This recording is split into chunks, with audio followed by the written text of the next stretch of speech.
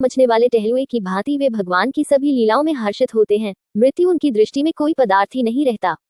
इसी सुख में आज श्रीवास का नृत्य भी बंद नहीं हुआ, परंतु भक्तों में इस बात के फैल जाने से उन्होंने कीर्तन रोक दिया। मृदंग और करताल ध्वनि बंद हो गई। महाप्रभु गौरांग देव को भी बाह्य ज्ञान हो गया। वे भक्तों की ओर देखकर कहने लगे, भाइयों, क्या हुआ? मेरे हृदय में रोना क्यों आता है? फिर श्रीवास की ओर मुख फिराकर प्रभु बोले, पंडित, तुम्हारे घर में कोई दुर्घटना तो नहीं हो गई? मेरे प्राण क्यों रो रहे हैं? श्रीवास ने मुस्कुराते हुए कहा, प्रभु, जहाँ तुम उपस्थित हो वहाँ दुर्घटना क्यों होने लगी? प्रभु ने इस बात पर विश्वास नहीं किया। वे भक्तों से पूछने लगे, पर किसी से भी सहज में यह दुखद संवाद कहते नहीं बना। अंत में एक भक्त ने कहा, प्रभु, श्रीवास का पुत्र जाता रहा। प्रभु ने कहा, कब? कितनी देर हुई? भक्तों ने कहा, रात को 8 बजे यह घटना हुई थी। इस समय करीब 2 बज गए हैं। यह सुनकर श्री गौरांग श्रीवास की ओर देखने लगे। श्रीवास का मुख महान आनंद से उल्लसित हो रहा है। महाप्रभु श्रीवास का यह भाव देखकर बहुत प्रसन्न हुए।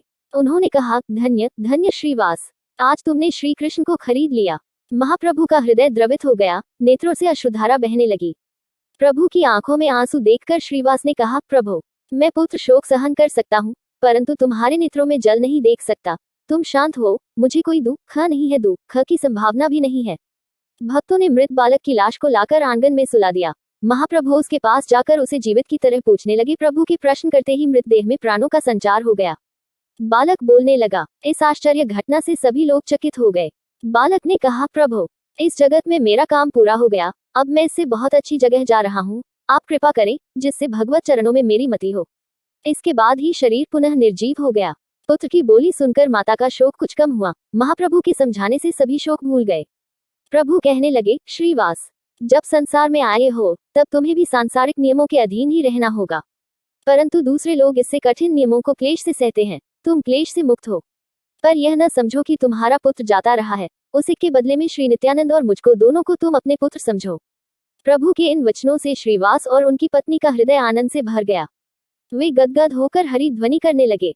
भक्तगण मृतदेह को संस्कार के लिए ले गए। सबका शोक दूर जाता रहा।